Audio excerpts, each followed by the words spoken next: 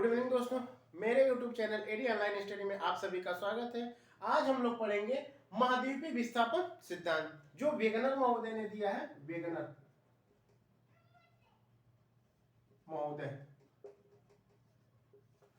महोदय का हम लोग महाद्वीपीय विस्थापन सिद्धांत पढ़ेंगे। जैसे हम लोग पृथ्वी पे देखते हैं कि सामान्यतः दो चीजें हैं, एक महासागर है और एक महाद्वीप है। तो महाद्वीप क्या वास्तव में जैसे इस समय है, वर्तमान समय में 7 महाद्वीप है और बड़े बड़े महासागर देखा जाए तो 4 महासागर। क्या जब पृथ्वी की उत्पत्ति हुई थी तो क्या इसी तरह से 7 महाद्वीप और 4 महासागर थे? इसके आधार पे इन्होंने वेगनर महोदय ने कुछ प्रमाण दिए हैं कि नहीं नहीं, ये पूरा वर्तमान समय में जो स्थिति है, जो 7 महाद्वीप है, ये आपस में क्या थे, जुड़े थे। इन्होंने कुछ प्रमाण दिए, इनका क्या हुआ, विस्थापन हुआ। विस्थापित मतलब एक दूसरे से दूर गए। तो वही सिद्धांत हम लोग पढ़ेंगे कि महाद्वीपीय विस्थापन सिद्धांत जो वेगनर महोदय ने दिया हुआ है। ये एक जर्मन भूगोलवेत्ता है, जर्मन भूगोल जलवायुवेत्ता है।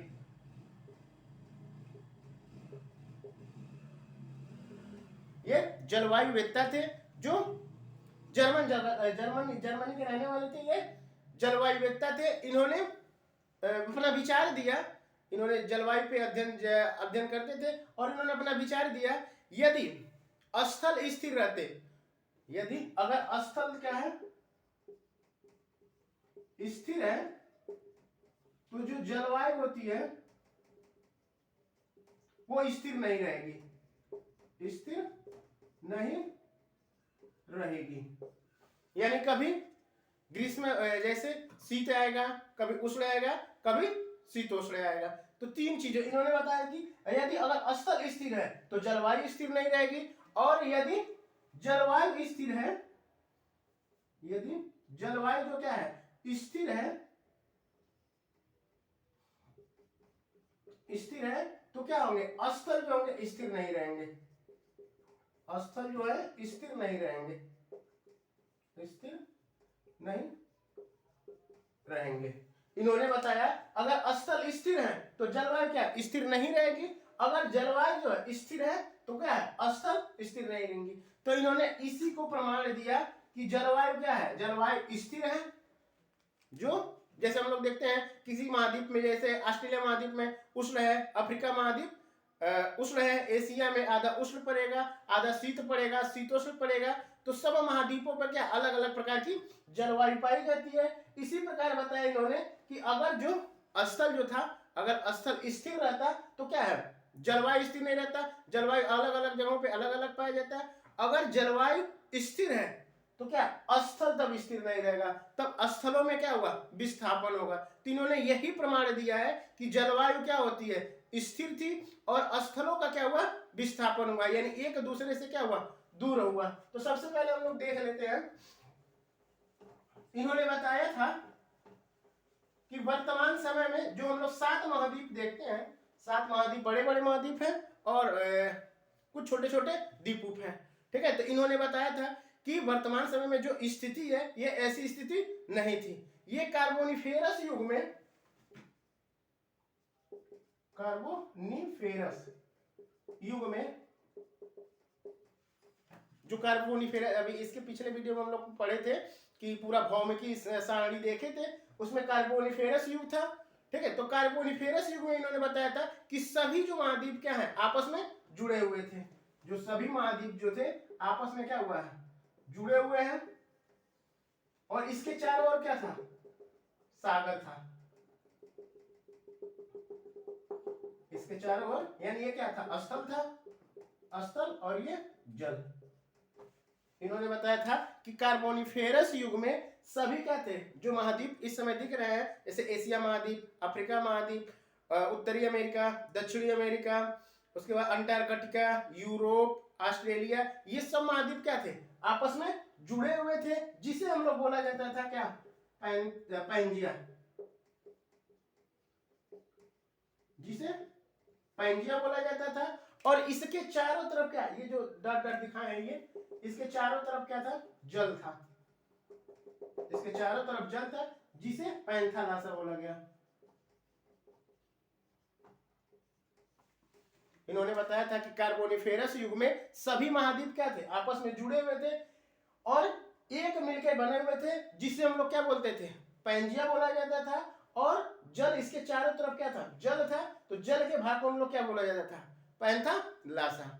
ठीक, अब इन्होंने बताया कि कुछ कारणवश यानी कुछ बल के द्वारा इनमें क्या हुआ, विस्थापन हुआ, यानी टूटे, ये इनमें खंडित हुए। तो ये जो स्थल भाग है ये क्या हुआ, दो भागों में पहले टूटा, जो पैंजिया था दो भागों में टूट गया। ये जब टूटेगा, दो भागों में टूटेगा तो कुछ गैप हो जाएगा, तो बीच में क्या है, ये पानी वाला हिस्सा जो इसमें चला गया, या एक, तो दो भागों में टूट गया, तो ऊपरी वाले भाग को बोला गया अंगारा लैंड, अंगारा लैंड, और दक्षिणी वाले भाग को गोंडवाना लैंड,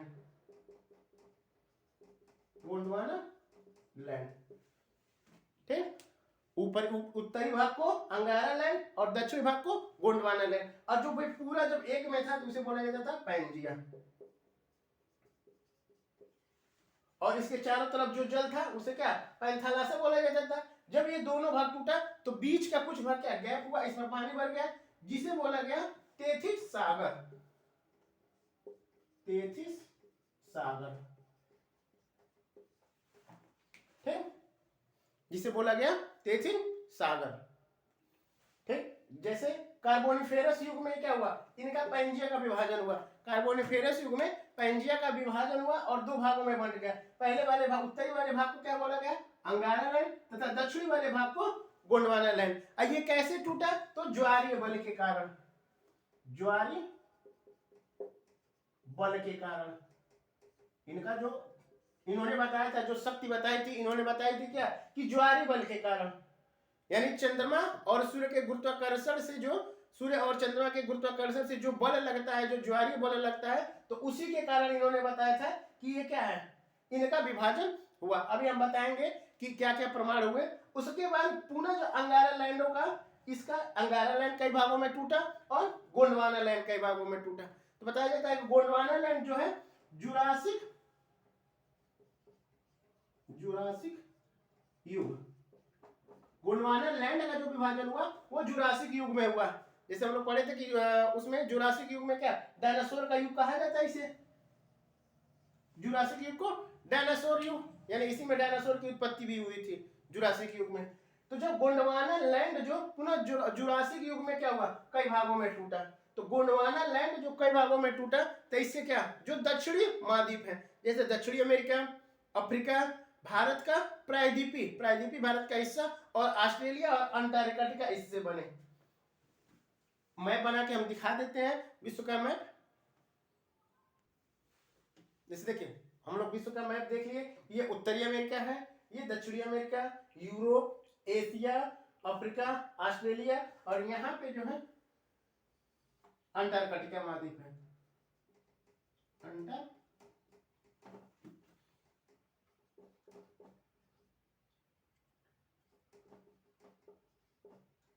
अंटार्कटिका महाद्वीप। ये 7 महाद्वीप है, तो एशिया, अफ्रीका, उत्तरी अमेरिका, दक्षिणी अमेरिका, अंटार्कटिका, यूरोप, ऑस्ट्रेलिया। इसके बाद यहाँ पे देखेंगे अरब प्रायद्वीप है, और उसके बाद ये भारत की स्थिति है। ये तो हम बताए हैं कि पहले क्या, जो पैंजिया था दो भागों में टूट गया था, ये पैंजिया था तो क्या हुआ था, दो भागों में टूट गया। ऊपरी वाले भाग को अंगारा लैंड, और दक्षिणी वाले भाग को गोंडवाना लैंड।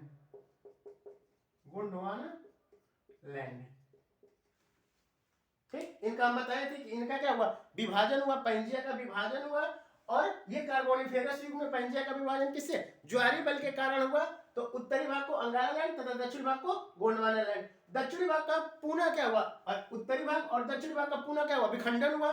तो दक्षिणी भाग का जो विखंडन हुआ ये जुरासिक युग में हुआ। जुरासिक, जो डायनासोर का युग है वो जुरासिक युग में हुआ, और इसके टूटने से, यानी गोंडवाना लैंड के टूटने से ये दक्षिणी अमेरिका का निर्माण हुआ। दक्षिणी अमेरिका, अफ्रीका, उसके बाद प्रायद्वीपी भारत, यानी ये वाला हिस्सा भारत का, ये वाला हिस्सा, ये जो जहां से दक्षिण भारत हम लोग कहते हैं, तो प्रायद्वीपी भारत का ये वाला हिस्सा। उसके बाद ऑस्ट्रेलिया और इंडोनेशिया।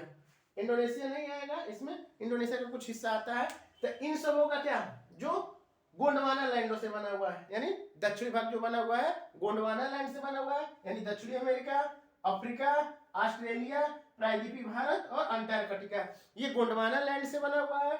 और अंगारा लैंड से, या इसी को लारेंसिया भी बोला जाता है, इसको गोंडवाना लैंड को लारेंसिया भी बोला जाता है। तो इसको उत्तरी अमेरिका, यूरोप और एशिया के कुछ भाग का निर्माण हुआ। ठीक, इन्होंने बताया था कि उत्तरी अमेरिका, यूरोप और एशिया अंगारा लैंड से तथा गोंडवाना लैंड से दक्षिणी अमेरिका, अफ्रीका, ऑस्ट्रेलिया, प्रायद्वीपीय भारत और अंटार्कटिका का निर्माण हुआ। आइए, जो विभाजन हुआ था जुरासिक युग में। अब हम लोग देख लेते हैं कि प्रमाण क्या है इनका, ये आपस में जुड़े हुए थे, इनका क्या प्रमाण है। तो पहला इन्होंने प्रमाण दिया, सबसे पहले वेगनर महोदय ने पहला प्रमाण दिया,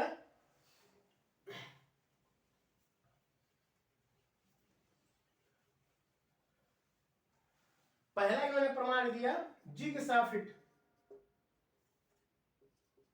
जिगसाफिट इन्होंने पहला प्रमाण दिया जो जिगसाफिट है।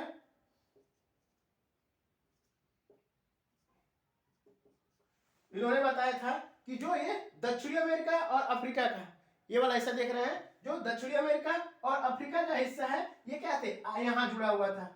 जैसे दक्षिणी अमेरिका का ये वाला हिस्सा, ये वाला हिस्सा इसमें लगा हुआ था।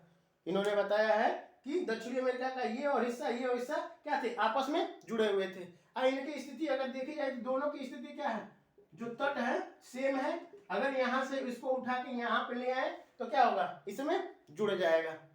ठीक, इस वाले तट पे क्या होगा, जुड़ जाएगा। तो पहला प्रमाण दिया इन्होंने क्या, कि जिगसाफिट यानी ब्राजील के तट के और गिनी के खाड़ी को जब आपस में जुड़ाया जाए तो यह क्या होगा, आपस में जुड़ जाएंगे। उसी प्रकार यूरोप का जो हिस्सा है और उत्तरी अमेरिका का, ये दोनों आपस में जुड़ जाएंगे। जो प्रायद्वीपीय भारत था ये यहाँ पे था, जो प्रायद्वीपीय भारत था ये मेडागास्कर के बीच में यहाँ पे था, प्रायद्वीपीय भारत का हिस्सा यहाँ पे आएगा। और उसके बाद अंटार्कटिका इसी में सटा हुआ था, नेटाल प्रांत में, और ये ऑस्ट्रेलिया भी क्या था, इसी में था। ठीक, इन्होंने पहला प्रमाण दिया कि जिगसाफिट यानी ब्राजील का तट और अफ्रीका के गिनी का तट जो होगा आपस में क्या था, जुड़ा हुआ है। पहला इन्होंने ये प्रमाण दिया। दूसरा प्रमाण इन्होंने दिया,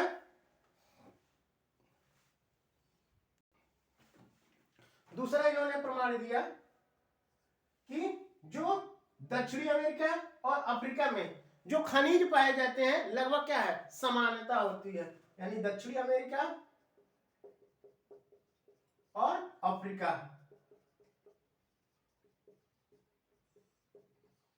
में क्या है, खनिजों की समानता, खनिजों की समानता। यानी जो खनिज दक्षिणी अमेरिका में पाए जाते हैं वो खनिज क्या है, अफ्रीका में भी पाए जाते हैं। जो खनिज दक्षिणी अमेरिका में पाए जाते हैं वही खनिज क्या है, लगभग अफ्रीका में पाए जाते हैं। तो इन दोनों में क्या है, समानता है। यानी क्या है, अगर दोनों आपस में जुड़े रहेंगे तभी तो समानता होगी। अगर ये अलग जगह, जैसे इसमें क्या है, जलवायु अलग पाई जाती है, इसमें जलवायु अलग पाई जाती है, तो खनिज भी क्या अलग अलग पाए जाने चाहिए थे। लेकिन क्या है, देखा जाता है कि दक्षिणी अमेरिका और अफ्रीका में खनिजों की क्या है, समानता पाई जाती है। और इनमें देखा जाए जैसे दक्षिणी अमेरिका, अफ्रीका और यूरोप, दक्षिणी अमेरिका, अफ्रीका और यूरोप जो ये पाए जाते हैं, इसमें पर्वत भी पाई जाती है, ये भी क्या है, समानता पाई जाती है। जैसे दक्षिणी अमेरिका में ब्राजील का पठार देखा जाए, और इसके बाद दक्षिणी अफ्रीका का पठार और दक्कन का पठार, ये तीनों क्या है, एक संरचना में पाई जाती है। ये दक्षिणी अमेरिका का पठार यानी ब्राजील का पठार, अफ्रीका का पठार, दक्षिण अफ्रीका का पठार और दक्कन का पठार, इन दोनों की देखी जाए संरचना जो देखी जाती है वो क्या है, समान है, बिल्कुल समान है। तो इससे अनुमान लगाया जाता है कि प्रायद्वीपीय भारत, अफ्रीका और दक्षिण अमेरिका क्या थे, आपस में जुड़े हुए थे। तीसरा इन्होंने प्रमाण दिया,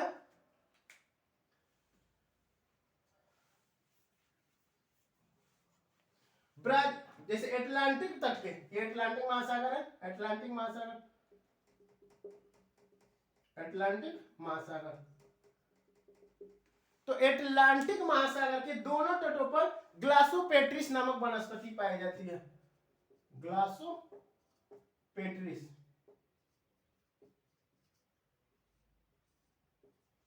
दोनों तटों पे क्या होती है, ग्लासोपेट्रिस नामक वनस्पति पाई जाती है, जो क्या है दक्षिणी अमेरिका में इसकी जलवायु के अनुकूल है, जलवायु के प्रतिकूल है, यानी यहाँ पे पाई नहीं जानी चाहिए थी लेकिन फिर भी क्या है पाई जाती है। ठीक है, यहाँ पे जो वनस्पति जो पाई जाती है ग्लासो पेट्रिस नामक वनस्पति, वो यहाँ की जलवायु के प्रतिकूल है, फिर भी यहाँ पे क्या है उसका विकास हुआ है। तो इससे अनुमान लगाया जाता है कि दक्षिणी अमेरिका और अफ्रीका का हिस्सा क्या थे, आपस में जुड़े हुए थे। तो ये 3 प्रमाण दिए कि पहला जिग्सा फिट, यानी ब्राजील के और गिनी के, यानी गिनी के खाड़ी के दोनों तटों को आपस में मिलाया जाए तो एक समान हो जाएंगे, आपस में मिल जाएंगे। दूसरा इन्होंने प्रमाण दिया कि दक्षिणी अमेरिका और अफ्रीका में खनिजों में क्या होती है, समानता पाई जाती है, यानी दोनों खनिज क्या होते हैं लगभग समान पाए जाते हैं, जो दक्षिणी अफ्रीका में पाए जाते हैं और जो दक्षिणी अमेरिका में पाए जाते हैं। तीसरा इन्होंने प्रमाण दिया कि ग्लासोपेट्रिस नामक वनस्पति क्या है अटलांटिक महासागर के दोनों तटों पर पाई जाती है, यानी अफ्रीका में भी पाई जाती है और ये दक्षिणी अमेरिका में भी पाई जाती है। अब इसके बाद हम लोग देखते हैं कि इन्होंने ये प्रमाण दिया और बताया कि इन्होंने वर्तमान समय में स्थिति इस प्रकार है। फिर कुछ विद्वानों ने इनकी आलोचनाएं भी की हैं कि नहीं नहीं ऐसा नहीं है। अब हम लोग आलोचनाएं देख लेते हैं कि कौन कौन सी आलोचनाएं हैं। तो पहली आलोचना इस बात पे की जाती है कि जो इन्होंने बताया था कि पैंजिया का विभाजन किससे हुआ, ज्वारी बल के कारण हुआ। इन्होंने बताया था कि पैंजिया का जो विभाजन है ज्वारी बल के कारण हुआ, ज्वारी बल। इन्होंने बताया था कि जो पैंजिया का विभाजन था वो ज्वारी बल के कारण था। आज भी ज्वारी बल काम करता है, यानी ज्वार भाटा आते हैं, लेकिन क्या है इन्होंने बताया था कि विभाजन के लिए कम से कम 100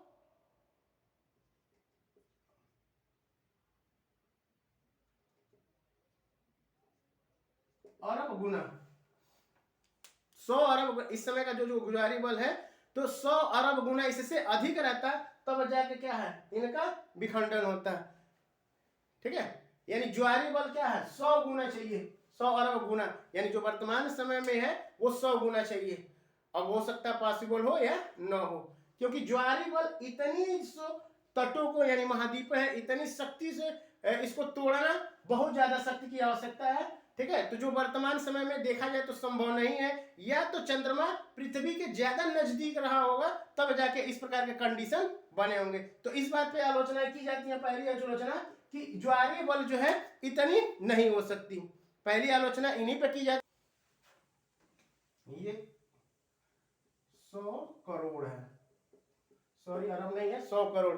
इन्होंने बताया था कि जो वर्तमान समय में जो ज्वारीय बल की शक्ति है उसकी शक्ति कितना 100 करोड़ गुनी होनी चाहिए, तब जाके क्या होता विस्थापन होता। तो ये कंडीशन पहला ये था, इस पे आलोचनाएं की जाती है कि इतनी क्या है, इतनी शक्ति ज्वारीय बल में नहीं हो सकती। दूसरी आलोचनाएं की इन्होंने कि जैसे इन्होंने बताए थे, वेगनर महोदय ने बताए थे कि जो दक्षिणी अमेरिका और अफ्रीका का ब्राजील का तट और गिनी का तट जो है आपस में मिला दिया जाए तो आराम से क्या होगा फिट हो जाएगा, लेकिन वर्तमान समय में स्थिति नहीं है। अगर इन दोनों तटों को मिलाया जाएगा तो कितने 15 डिग्री का अंतर आएगा, 15 डिग्री का अंतर आएगा। तो इस बात पे भी इनकी आलोचनाएं की जाती है कि आखिर में अगर यहीं से निकली हुई है तो 15 डिग्री का गैप कहां से आ रहा है, डिफरेंस कहां से आ रहा है। दूसरी आलोचना इस पे की जाती है। और तीसरी आलोचना इन्होंने इस पे की जाती है कि इन्होंने बताया था महाद्वीपीय वेगनर की महाद्वीपीय विस्थापन सिद्धांत में इन्होंने कि जो विस्थापन हुआ था वो पश्चिम दिशा में, पूर्व दिशा में और भूमध्य रेखा की तरफ हुआ था, पूर्व दिशा में, दक्षिण पूर्व दिशा में और भूमध्य रेखा की तरफ। दूसरी आलोचना है इन्होंने इस पे की जाती है कि इन्होंने बताया था कि जो विखंडन हुआ था वो भूमध्य रेखा की तरफ हुआ था, और किस पे ज्वारीय बल के कारण या प्लोसीनता के कारण भूमध्य रेखा की तरफ हुआ था, और दूसरा हुआ था पश्चिम की तरफ हुआ था। इस बात पे भी आलोचनाएं की जाती हैं। और इनकी एक और आलोचना है, जैसे हम लोग देखते हैं कि अटलांटिक महासागर में एक कटक पाई जाती है, ये यहाँ से पूरा एक इस प्रकार का कटक पाया जाता है। ये अगर इनकी प्रमाण सही है, दोनों के आपस में सटे हुए थे, तो ये क्या दोनों अगर विस्थापित हुए तो ये बीच में कटक कहां से आ गई, बीच में कटक कहाँ से आ गए या एटलांटिक कटक कहाँ से आ गई, तो इस बात पे क्या इनकी आलोचनाएं की जाती है। तो ये था हम लोगों का वेगनर का महाद्वीपीय विस्थापन सिद्धांत। ये कब दिया गया था, तो 1912 में दिया गया था। ठीक, 1912 में सिद्धांत दिया गया था। इन्होंने बताया था क्या कि पूरे महाद्वीप जो क्या है आपस में जुड़े हुए थे, जिसे पैंजिया बोला जाता था, और उसके चारों ओर क्या है जल था, जिसे पैंथालासा कहा जाता था। कार्बोनिफेरस युग में पैंजिया का विखंडन हुआ, दो भागों में हो गया, उत्तरी भाग को अंगारा लैंड तथा दक्षिणी भाग को गोंडवाना लैंड बोला गया।